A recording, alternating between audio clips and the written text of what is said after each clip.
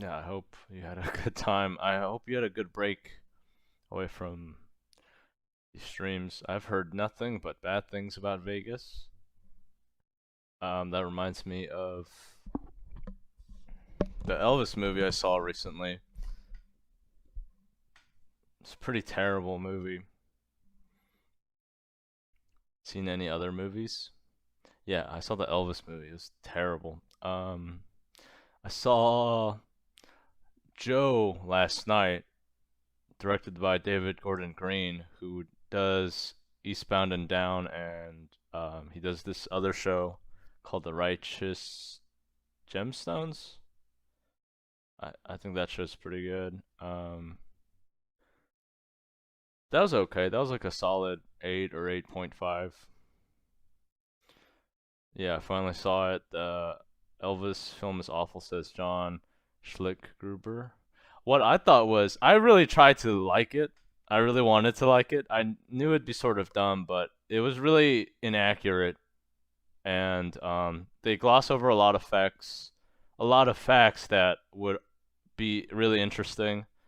Um, Cowboy Joker said, "I hated Tom Hanks in it."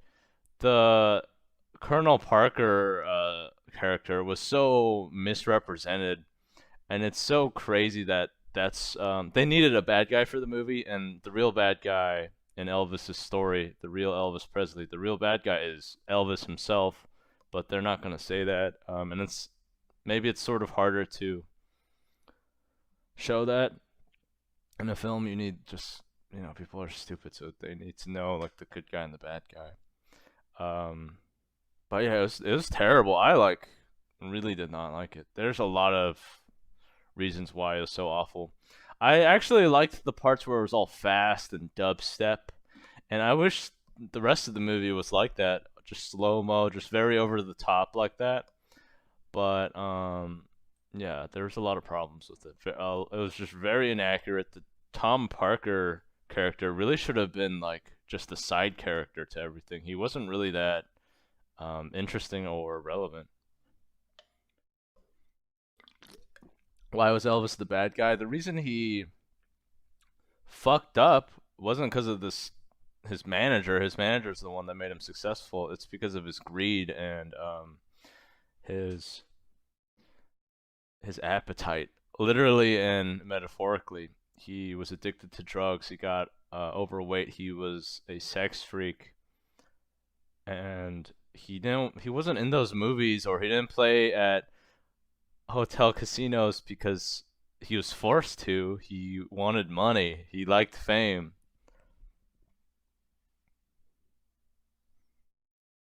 Lots of scenes in that movie didn't happen, like him yelling at him firing his manager on stage. Just every scene with Tom Hanks basically didn't happen.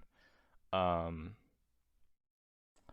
there's a lot of stuff I didn't like that they glossed over, and it was weird that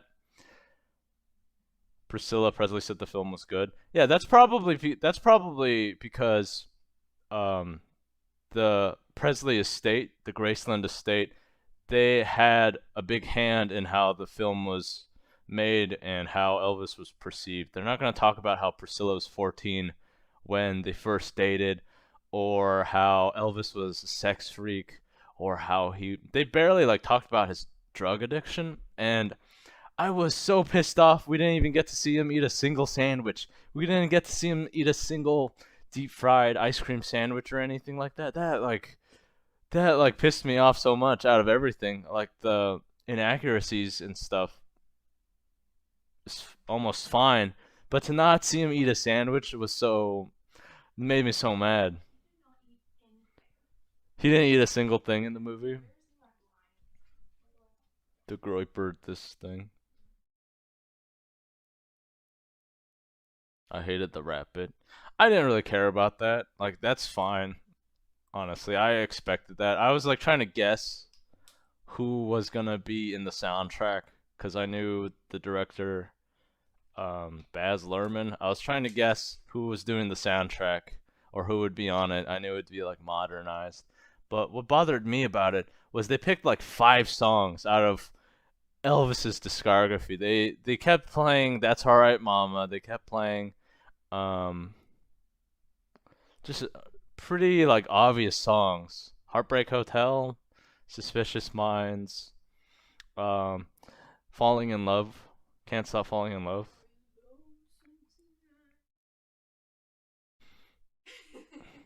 They didn't talk about how he didn't write his songs. They made it seem like he wrote his songs. They made him seem like he really cared about civil rights and things like that. Mm.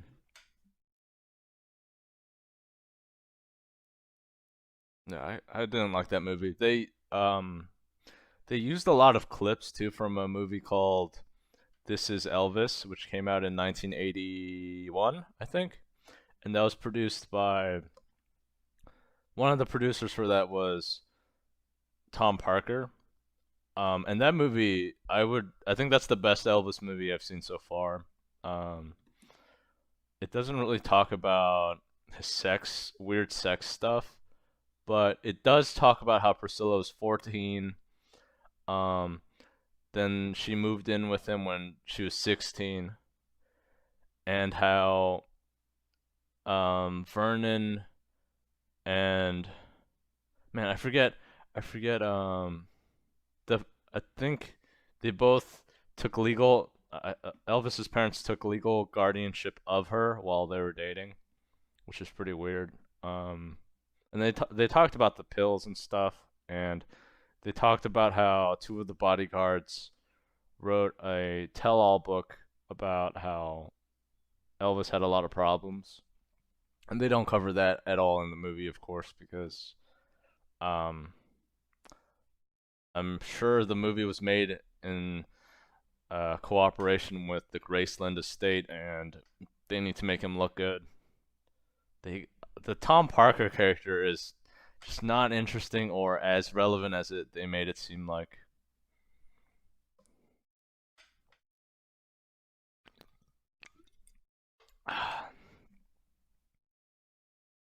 Uh, excuse me. The only people who truly knew Elvis were his bodyguards.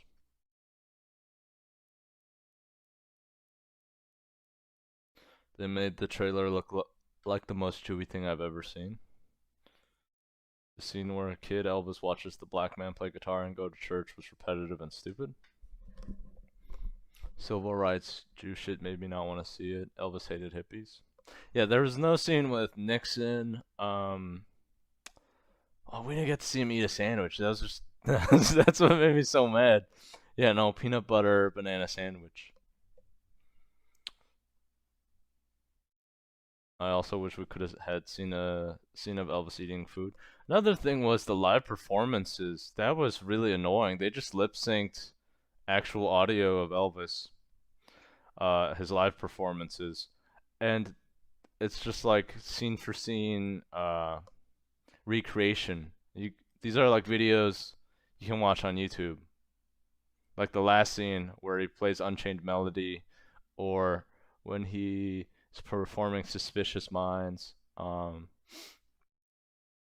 I hate how in Elvis movies they never talk about the Jordanaires, his backing vocal group. They were pretty important for his music, and they were a gospel group. They don't really talk. They like skipped over nearly a decade, because he was in the army, and then they just skipped to 1968 to the TV special, and then they really made a whole big deal about that, how Tom Parker was against what they were doing, but it's just not true. It was a complete misrepresentation of what actually happened.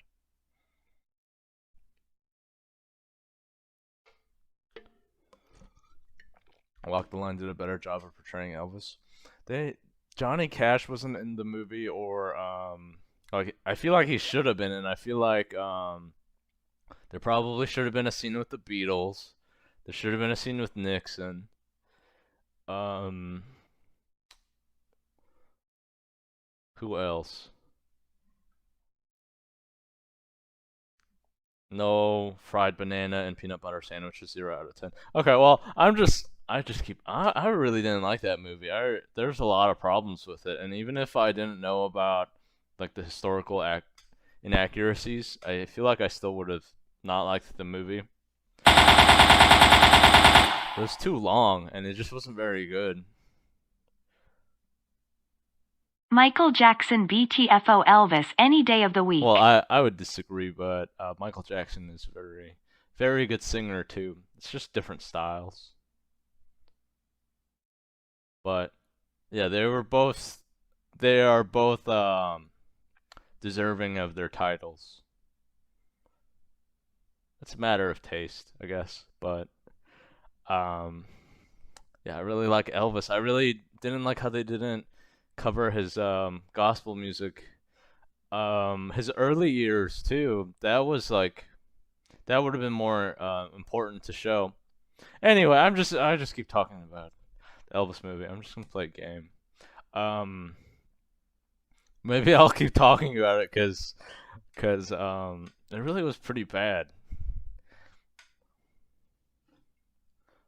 It could have been better. I thought Austin Butler did okay. I thought he was okay too in the role, and actually I liked when he would make a bunch of crazy faces and like stick his lips out and just just shake around and stuff. That I think that's what I didn't like that about the movie. They didn't make Elvis funny or charming because that's why he was sort of cool. He was just goofy.